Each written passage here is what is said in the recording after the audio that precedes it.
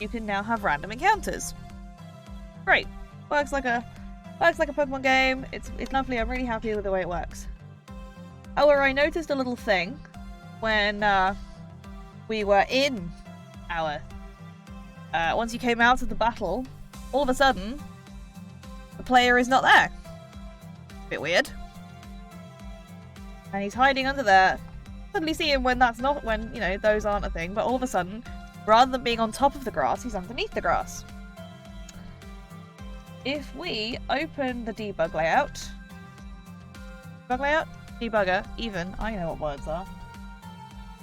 We can see... If I just open the layer...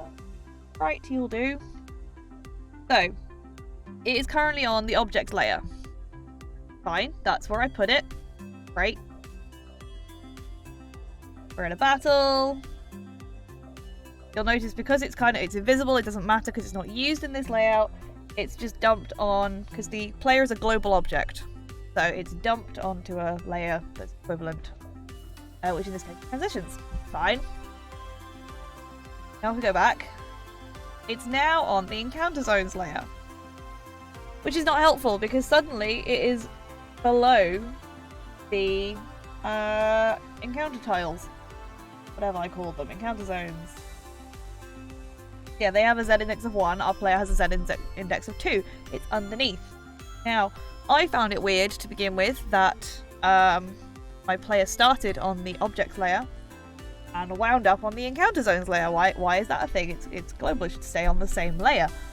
But what I didn't think about was the fact that this layout has 10 layers. A lot of faffing. Objects is number 6. If I look at the battle scene, there are only 5 layers. Oh, I realise that's probably 11 layers. Either way, there are more layers in the main layout than there are in the battle layout. So, there is no layer with a number of 6. So when the player moves to this layout, it gets put on layer number 4.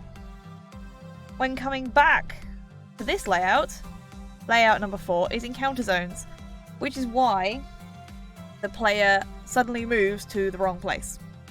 The global object stays on the layer with the corresponding number.